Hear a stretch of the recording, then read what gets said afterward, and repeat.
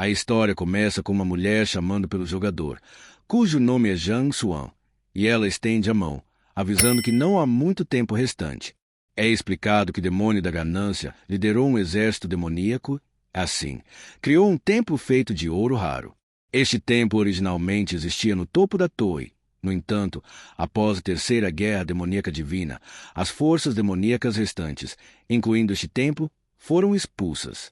Os demônios acabaram sendo exterminados e este lugar, que parecia desfrutar de paz, foi subitamente atacado e eventualmente aniquilado. Os intrusos se moveram através das constelações com um poder que superava o dos deuses, e assim, eliminaram todos os jogadores. Como resultado, a torre se tornou um cemitério para jogadores. Enquanto caminha, o herói pensa que não consegue acreditar que a Era dos 10.000 demônios caiu para o 22º andar, mas, desta forma, ele tem a chance de virar o jogo para encontrar o que procurava, o cofre e a Mona. Com um olhar cheio de determinação, ele começa a considerar a possibilidade de voltar no tempo. O sistema notifica que o jogador seu entrou na Era dos 10.000 demônios. Esta é a primeira vez que um jogador entra nesta era, alcançando um feito histórico, e é dito que ele entrou no reino dos deuses como um humano. Aliviado, o herói disse finalmente chegou. Olhando ao redor, ele percebe que esta é a Era dos 10.000 demônios e fica impressionado. De repente, o teto começa a desabar e ele se pergunta se percebeu onde está. Naquele momento, ele decide usar a habilidade Única Guia de Jornada. Esta é a melhor habilidade para exploração, aventura e busca, obtida através do salto do herói.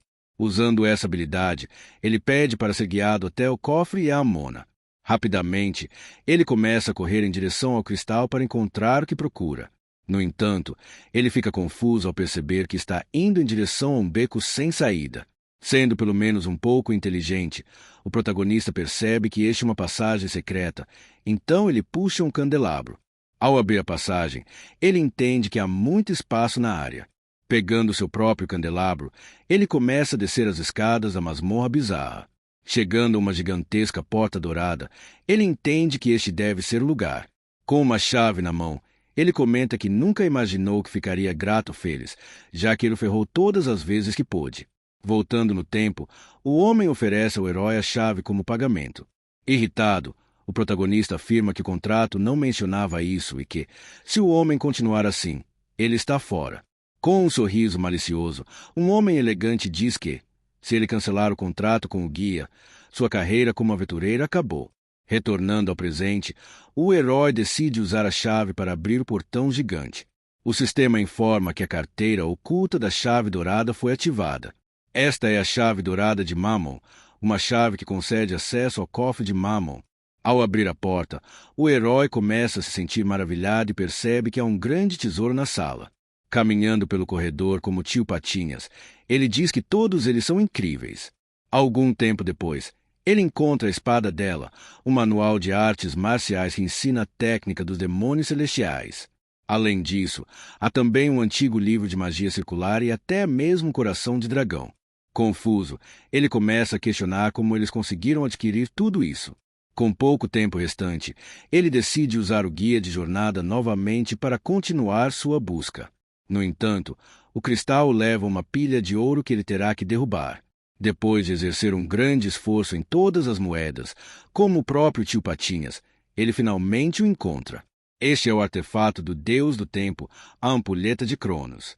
Naquele momento, o herói entende que, mesmo que use essa ampulheta, apenas o usuário retornará no tempo.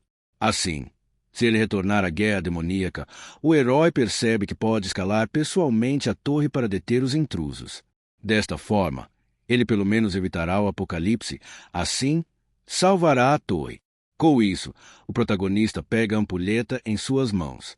O sistema notifica que a ampulheta de Cronos foi usada e que o tempo da torre está sendo revertido pela primeira vez. Também avisa que ele tem 10 minutos antes que toda a areia acabe. Com um olhar determinado, o herói afirma que, se voltar no tempo, fará o que for preciso para evitar esse tipo de coisa. No entanto, algum tipo de monstro com vários tentáculos invade o local. Felizmente, o herói consegue se esquivar. Irritado, ele se pergunta por que isso está acontecendo agora. Na realidade, o monstro parece ter várias cabeças de serpente. Todas elas atacam o herói, mas ele consegue se esquivar. Olhando para o lado, ele percebe que não há apenas tesouros nesta sala, mas também armas dos deuses. Naquele momento, ele agarra o trovão de Zeus, um cajado. Então, não querendo perder muito tempo, ele rapidamente lança um ataque elétrico em direção ao monstro.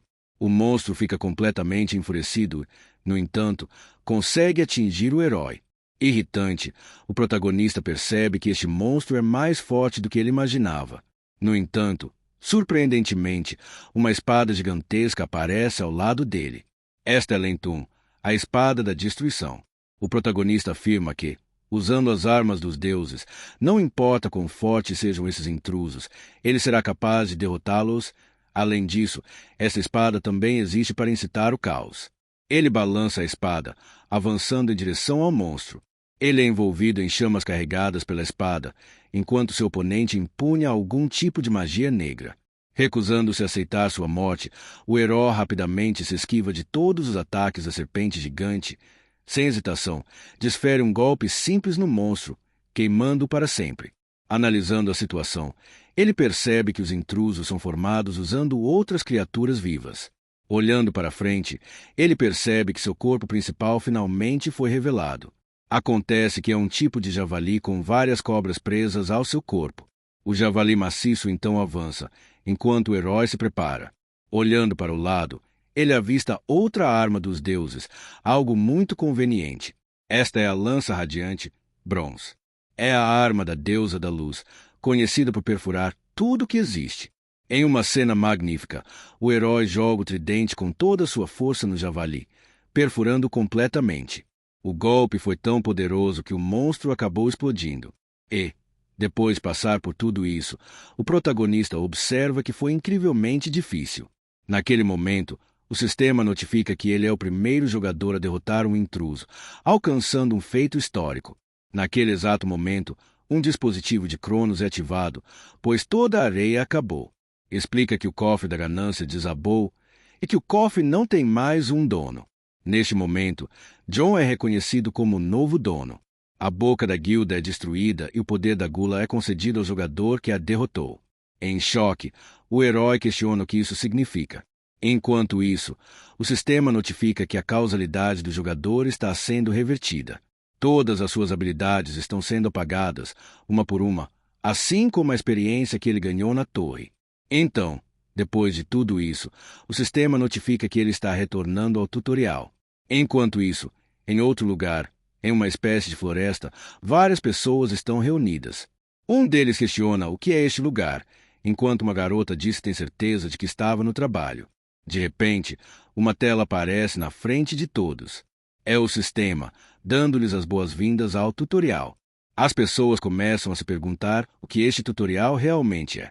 Com a mão na cintura, o herói questiona se ele realmente voltou ao passado. Olhando ao redor, ele percebe que a atmosfera é caótica, com pessoas discutindo. De repente, alguém agarra seu braço. Desesperado, o homem pergunta se o garoto sabe o que está acontecendo e questiona o que ele fez de errado para acabar ali. Ao ver quem é, o herói percebe que se lembra desse cara. Essa pessoa em particular morreu no tutorial, então o garoto diz para ele se acalmar. Irritado, o homem pergunta como ele poderia se acalmar e explica que todos foram arrastados para lá sem motivo. Ele se pergunta em voz alta se isso é algum tipo de pegadinha e também questiona onde estão as câmeras. Analisando a situação, o herói entende que não importa o que ele diga, assim que as ondas começarem, as coisas se estabilizarão. Naquele momento, o sistema notifica que este é o capítulo 1, Adaptação, e que eles têm apenas 4 minutos até a primeira onda de monstros. Ao ver esta notificação do sistema, outras pessoas começam a questionar que monstros poderiam ser. Enquanto isso, o protagonista entende que tudo permanece o mesmo de antes. Estes são os status de John. Nível 1. Força 7, verdade 9. Com a mão no bolso, o herói percebe que não percebeu isso na época, mas agora entende a gravidade de seus atributos. No entanto, ele nota uma autoridade da ganância e da agulha, questionando o que poderia ser. Logo, ele se lembra de quando o cofre estava desabando. Naquele momento, ele entende que também pode usar esse poder. Sem hesitação, Ele usa essas habilidades para abrir o cofre da ganância, obtendo o sopro do dragão de fogo, o martelo de Thor e também as artes marciais do demônio celestial. Ele afirma a si mesmo que, com essa autoridade, ele pode ter força suficiente para lutar. Naquele momento, a primeira onda de monstros começa. Em choque, todas as pessoas percebem que está começando e questionam o que vão fazer. De longe, um deles avista algum tipo de animal. É uma matilha de lobos. Sem qualquer hesitação, todos os lobos avançam em direção às pessoas, que começam a correr. No entanto, quando ele se move para o outro lado, ele percebe que também há uma matilha de lobos lá. Assim, todo o grupo acaba cercado. Um deles questiona se eles vão morrer ali. Naquele momento, o herói diz que, se eles não quiserem morrer, terão que lutar. Mas um homem aparece, questionando se eles estão cientes da situação em que se encontram.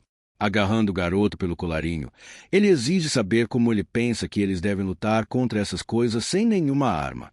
No entanto, outra pessoa intervém, perguntando se o homem tem um plano melhor. Este homem em quem eles confiam se chama Kang Ensha. Neste momento, Jung diz que é simples e explica que, enquanto ele lida com eles, os outros devem se concentrar na defesa. O grandalhão entende, mas ao mesmo tempo questiona como o garoto planeja lutar sozinho contra os lobos. Naquele momento, o protagonista recupera as artes marciais dos 10 caminhos do cofre. De repente, a matilha de lobos o ataca. Rapidamente, o herói usa as artes marciais dos 10 caminhos para contra-atacar. Atingindo um dos lobos, ele o derruba no chão. Em um frenesi, vários lobos atacam o garoto, mas ele se prepara para lutar. Rapidamente, o protagonista salta e desfere vários chutes, derrubando todos os lobos em seu caminho. Vendo tudo isso, a matilha fica atordoada, perguntando-se quem é esse cara e como ele está lutando assim. Até mesmo o grandalhão fica impressionado, percebendo que o garoto é incrivelmente forte. Ele sabia que o herói estava escondendo algo e que estava lutando contra os lobos usando apenas as mãos. Ele diz a si mesmo que sente algo queimando por dentro.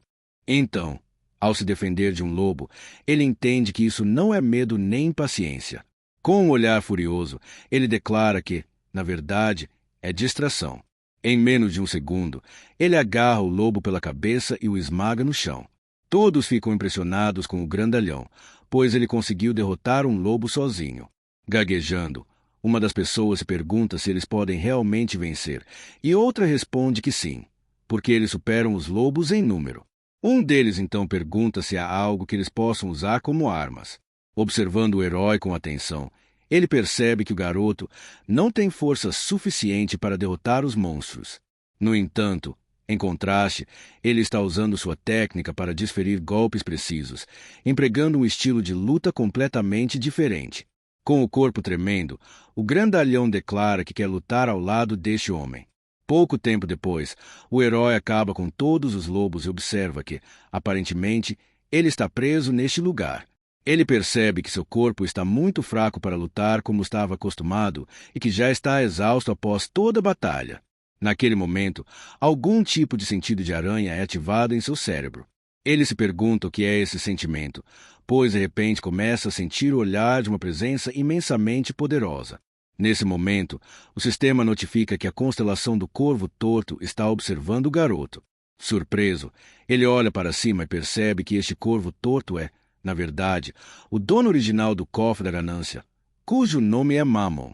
Pouco tempo depois, o protagonista se pergunta se o deus ou demônio da ganância percebeu seu poder.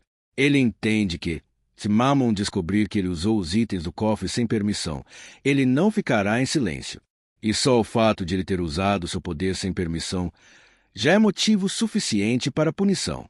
Ele percebe que mal conseguiu retornar ao passado e agora seu fim já está próximo. O sistema notifica que o Corvo Torto descobriu vestígios distorcidos de causalidade ao seu redor e que a constelação do Corvo Torto reconhece isso e se lembra da existência da ampulheta. Isso choca o garoto. O assistente também notifica que o Corvo Torto, naquele momento, acaba sorrindo. Em choque, o herói percebe que o homem sabe que ele usou a ampulheta, mas ainda não reagiu. Ele acha suspeito que não haja reação, mas é quase como se o medo estivesse lhe dando permissão. Aliviado, o garoto sorri e declara que é isso mesmo, ele usará sua autoridade. Então, Ele escolhe a boca da gula, que havia sido subjugada. A autoridade da gula é concedida ao jogador John. Naquele momento, o protagonista usa sua autoridade da gula. No entanto, o sistema avisa que o alvo deve ser designado, mas, olhando ao redor, Song só vê os corpos dos lobos. Ele designa um para usar sua autoridade. Um tipo de monstro demoníaco com dentes afiados emerge de sua mão. Eles atacam o lobo, mordendo-o. Então, o sistema notifica que ele consumiu um lobo marrom e que os nutrientes foram absorvidos, aumentando sua força em 1 e sua agilidade em 2.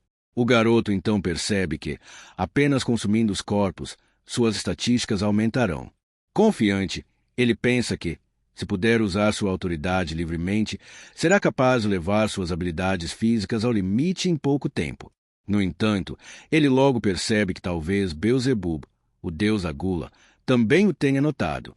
Naquele momento, o sistema notifica que o príncipe faminto para de mastigar a coxa de um lobo e parece surpreso.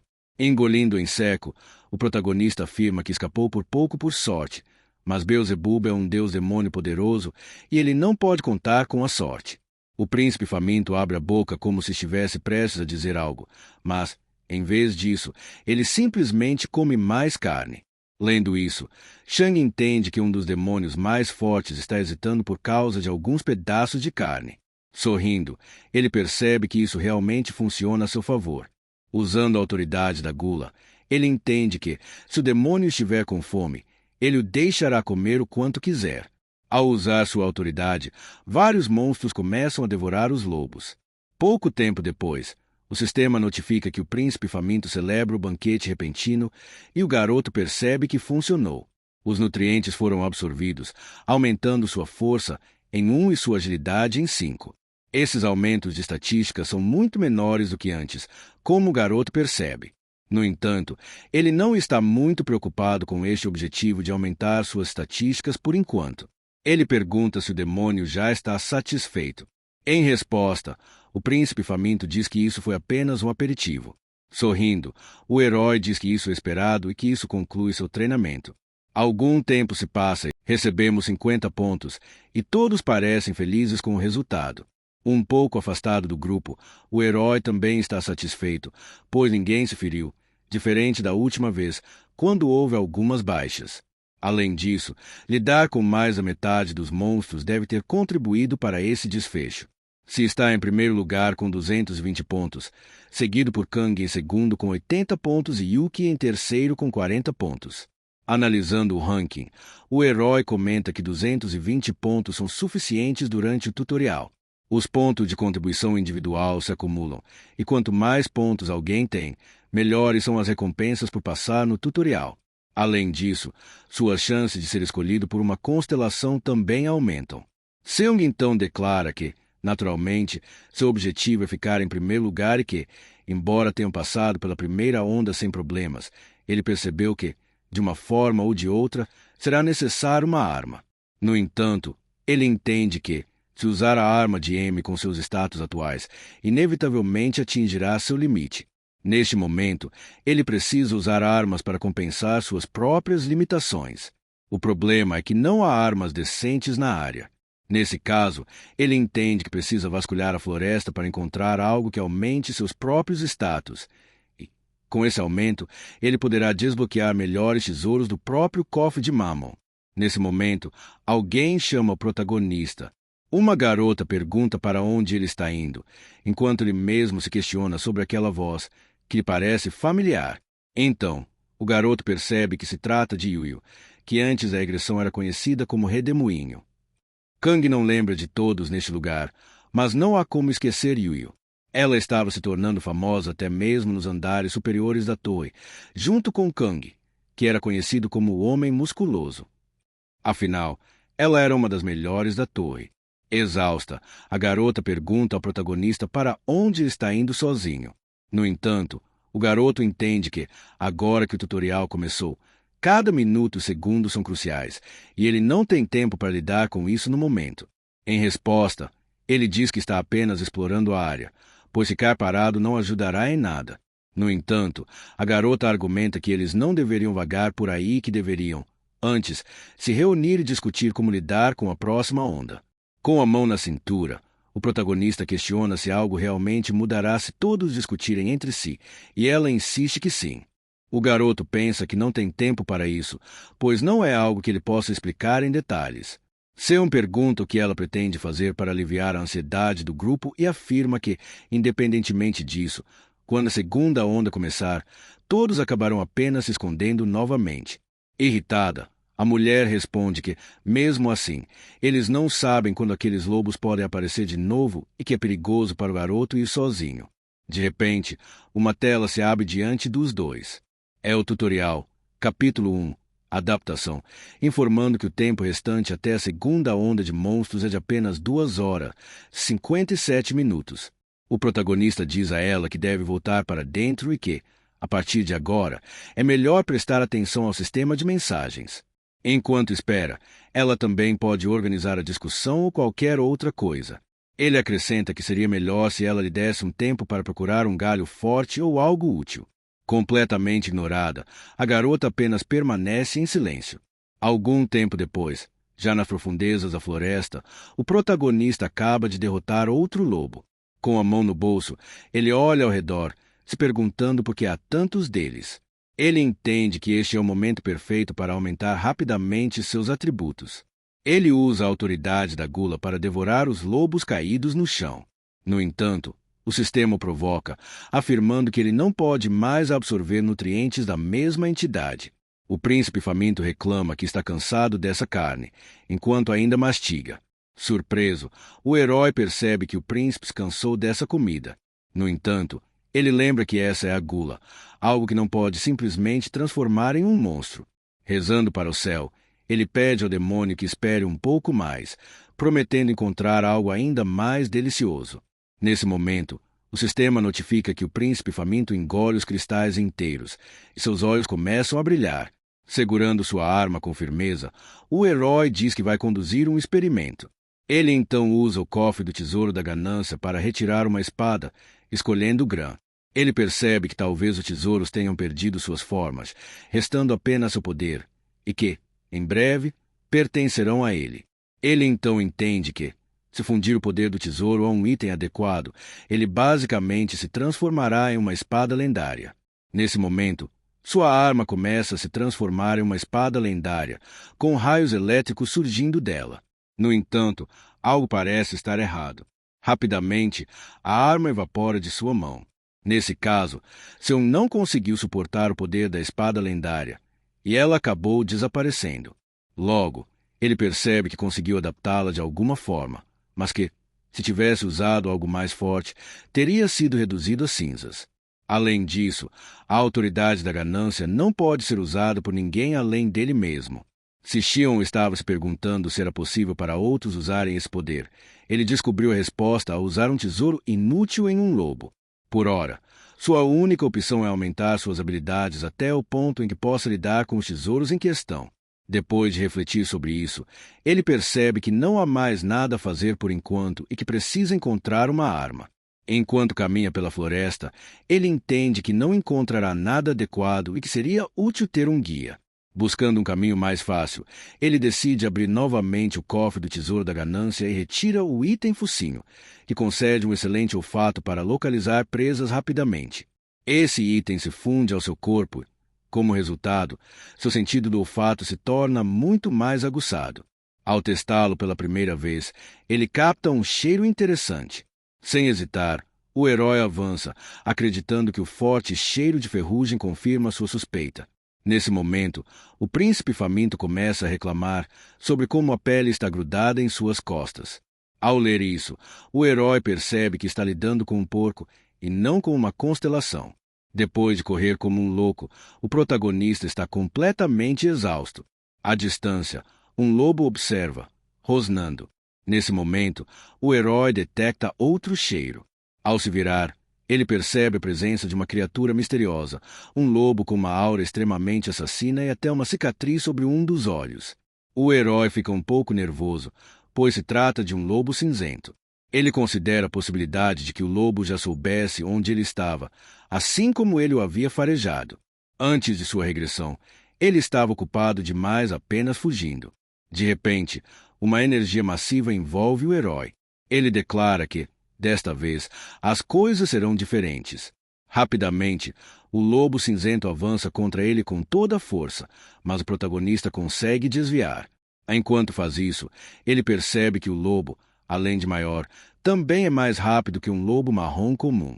Ao notar que foi ferido, ele entende que este não é um monstro qualquer. Analisando a situação, ele percebe que o lobo cinzento é inteligente o suficiente para atacar seu ponto fraco, tentando finalizá-lo em um único golpe. Ele diz a si mesmo que, se não tivesse materializado suas artes marciais, estaria coberto de suco de morango agora. O lobo avança contra ele novamente, mas o herói consegue desviar mais uma vez. Ao ficar ao lado do lobo, ele se prepara para usar o chute reverso de 10 passos, atingindo com toda a força. No entanto, o golpe não surte efeito algum. Pelo contrário, ele só acaba machucando a própria perna. Irritado com a situação, Sean se pergunta se isso está acontecendo porque seus atributos ainda são muito baixos, mesmo tendo acertado o estômago do lobo. Ao olhar mais de perto, ele percebe que a fera é incrivelmente forte e mal sofreu um arranhão. Desviando mais uma vez, ele entende que possui força e velocidade, mas não o suficiente para superar o lobo. Ao se distanciar um pouco de seu oponente, ele se questiona sobre o que deve fazer agora.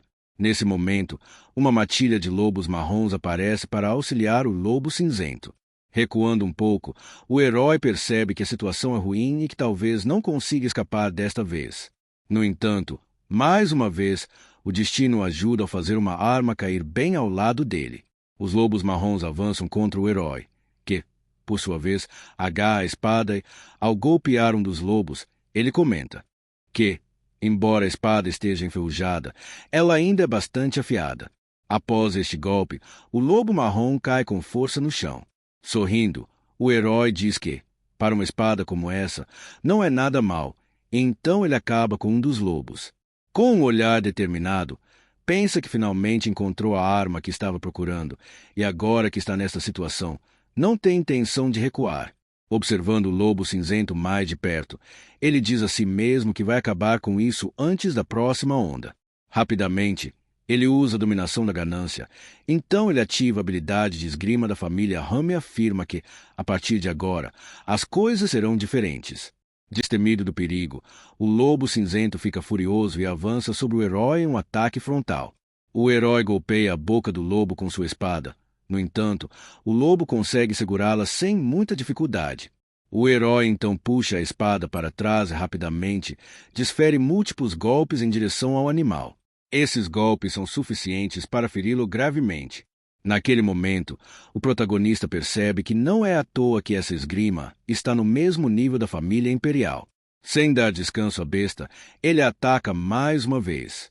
Então, ele acaba com o lobo com um ataque frontal. A criatura fica com raiva, mas, no final, não consegue resistir. Naquele momento, o sistema notifica que ele derrotou o chefe da Floresta dos Lobos, o Lobo Guardião Cinzento. Também informa que o garoto subiu de nível e ganhou 500 pontos de mérito pessoal, junto com a pele do Lobo Cinzento. Sean percebe que está animado por outro motivo além de obter sua arma.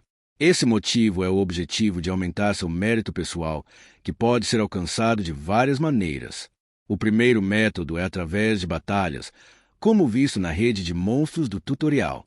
O segundo método é encontrando e derrotando um monstro em isolamento. O terceiro método é um pouco mais brutal, exigindo que ele derrote outros jogadores. Isso não vai acontecer agora, mas, no final do tutorial, o número de jogadores sacando suas espadas uns contra os outros aumentará drasticamente. Ele entende que esta é a maneira mais fácil e rápida de ganhar mérito pessoal.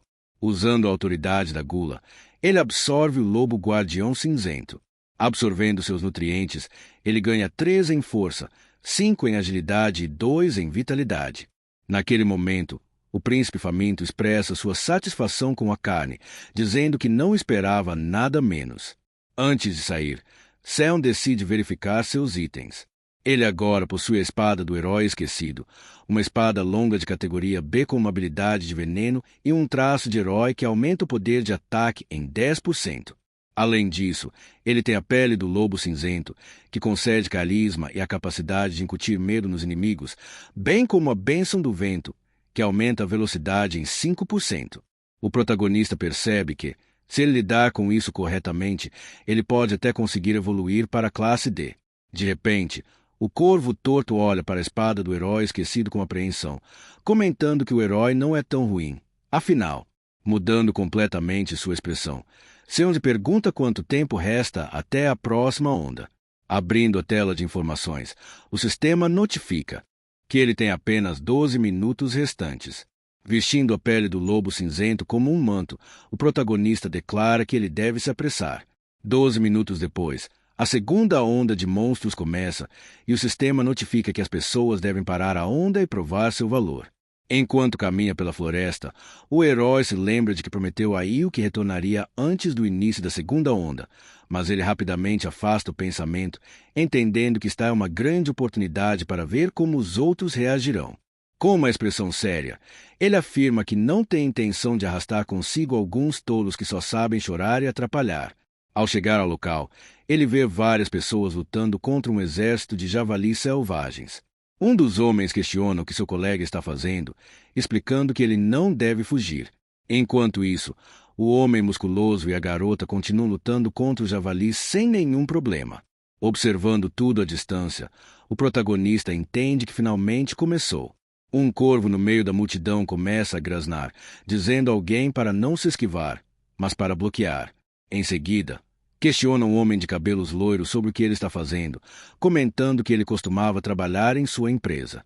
Chutando o garoto, afirma que ele deveria lutar adequadamente se não quiser ser demitido. Escondido nos arbustos, o herói percebe que sempre há pessoas inúteis em todos os lugares. Olhando para os outros, ele percebe que eles estão lutando melhor do que ele esperava, especialmente Kang e Yo. E considerando que eles não têm seu próprio equipamento, ambos estão se saindo muito bem. Caminhando como um chefe, o protagonista declara que agora é hora de entrar em ação. Depois de derrotar os javalis, a garota pensa que, se ela não tivesse se agarrado àquele garoto, ela nunca teria sido capaz de fazer nada.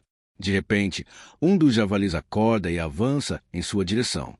Rapidamente, a mulher consegue se esquivar, mas, olhando para o chão, ela percebe que está sangrando. Naquele momento, as palavras do garoto ecoam em sua mente. Enquanto isso, um javali feroz continua correndo, pronto para acabar com seu alvo. Em um instante, ela recupera a coragem, dizendo a si mesma que só precisa aguentar um pouco mais. Naquele momento, o protagonista aparece e acaba com o javali, salvando-a. Ela fica em choque com o que acabou de testemunhar. O herói então explica a ela que eles precisam primeiro lidar com os javalis que ainda estão chegando. Com isso, ele abre o cofre para recuperar os tendões dos ossos superiores. Ao maximizar sua habilidade, seu corpo ganha muito mais fibra muscular. Enquanto se prepara para contra-atacar, ele percebe que seu corpo pode não ser capaz de lidar com isso. Rapidamente, o garoto se esquiva com imensa agilidade. Então, no ar, ele se prepara para acabar com seu oponente com um único golpe de espada, e o faz. Mas, depois de derrotá-lo, mais 2 javalis continuam avançando em sua direção. Com apenas o movimento de sua espada, o protagonista consegue se esquivar de múltiplos ataques de ambos os javalis. Tanto a garota quanto o homem musculoso ficam em choque ao testemunhar essa cena impressionante. Confiante, o garoto se pergunta se isso foi graças aos tendões do orc e percebe que definitivamente se sente mais forte. Colocando a mão no ombro, o homem careca chama sua atenção, dizendo que ele luta muito bem. Apontando para seus funcionários, ele comenta que o garoto está em um nível completamente diferente daquelas pessoas inúteis. Naquele momento, o homem careca faz uma oferta ao protagonista, pedindo-lhe para se tornar seu guarda-costas pessoal. Ele se apresenta como CEO da corporação Rova. Ele diz que, se eles voltarem, ele o recompensará generosamente e então pergunta quanto o garoto quer. Um pouco nervoso, ele também diz que lhe oferecerá um cargo de chefe de departamento em sua empresa. Sorrindo, o garoto diz que parece bom, enquanto o velho começa a comemorar. No entanto, o protagonista afirma que ele estava realmente procurando por um bom escudo de carne, deixando o homem careca confuso. Sem hesitação, O herói simplesmente chuta o velho gordo para o chão. Deitado, o homem careca questiona o que ele está fazendo e pergunta se ele perdeu a cabeça. No entanto, o garoto diz que, como o homem é grande, ele pode cuidar das criaturas que vêm em sua direção.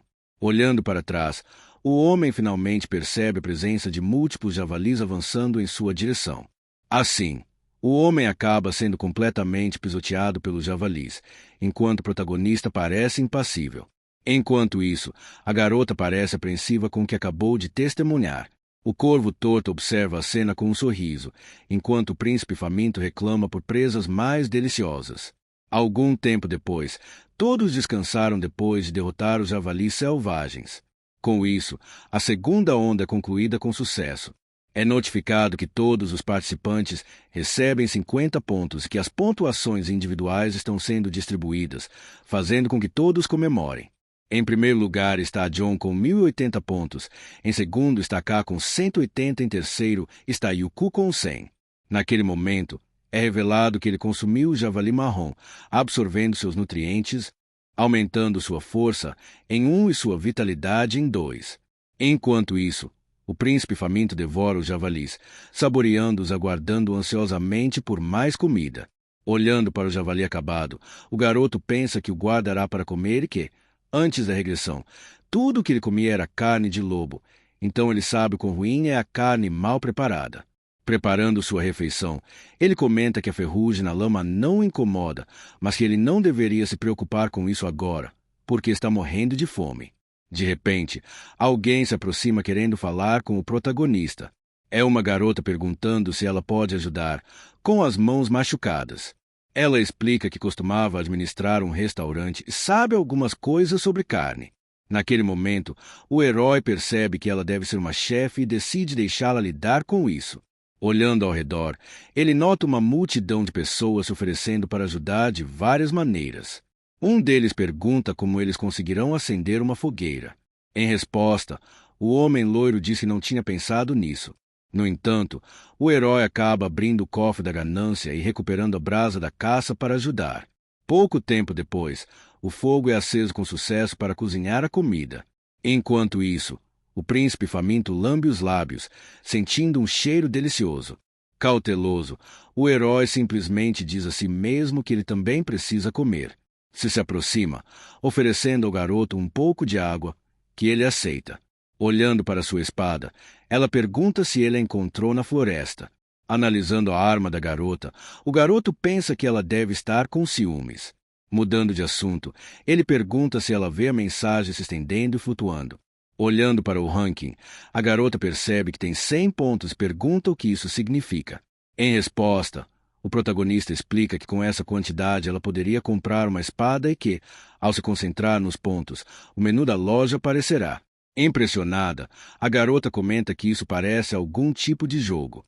Com os braços cruzados, Seun diz que, para sobreviver aqui, é melhor se adaptar rapidamente a esse sistema.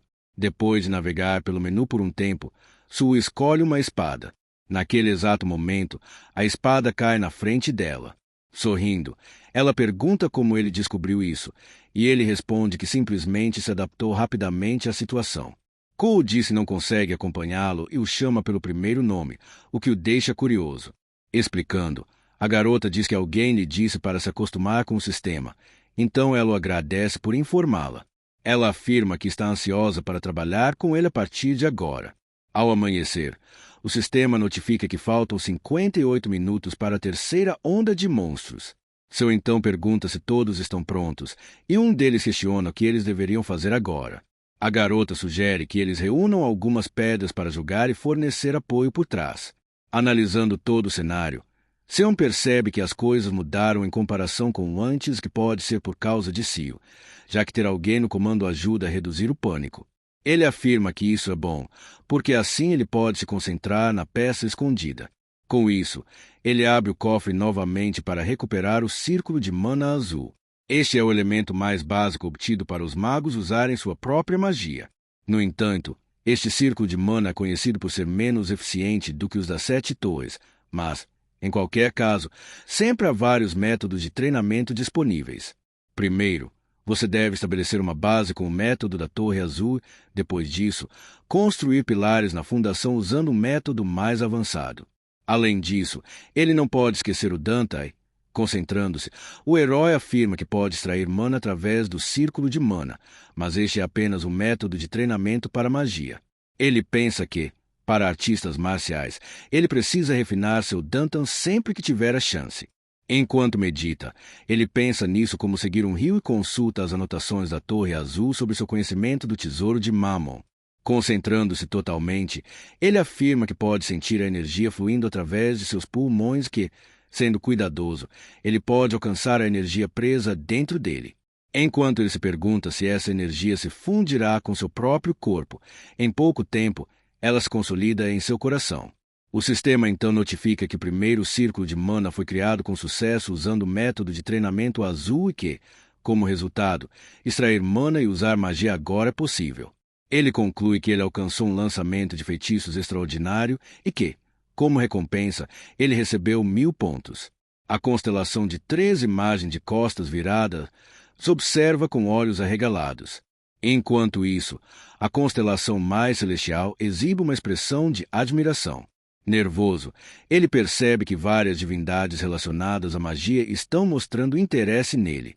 Por enquanto, apenas Mammon e Beelzebub estão ao seu lado, mas ele não é exatamente o apóstolo deles. Em termos de classificação, ambos os deuses são de longe mais perigosos do que as constelações que apareceram até agora. Naquele momento, o príncipe faminto parece chateado, dizendo que mais convidados chegaram, enquanto o corvo torto franze a testa e recupera um tesouro do cofre. A ação distorcida do corvo torto chama a atenção do protagonista. O corvo bloqueou todas as comunicações com constelações de classificação inferior. Impressionado, o herói entende que, mesmo para uma alta classificação, interferir em um sistema dessa forma requer grande esforço. Naquele momento, o príncipe faminto se sente aliviado ao ver os convidados desaparecerem, enquanto se observa silenciosamente o garoto. Então, o herói percebe que seu foco agora deve ser retornar ao seu próprio refinamento de mana e que, apesar de sua baixa eficiência, o método de treinamento da Torre Azul está claramente fortalecendo seu círculo de mana. Naquele momento, alguém se aproxima do garoto, perguntando se ele está dormindo e questionando que tipo de pessoa dorme sentada. O homem então diz para ele se levantar rapidamente porque faltam apenas 12 minutos. Abrindo os olhos, o protagonista fica chocado, perguntando-se por que esse cara está aqui.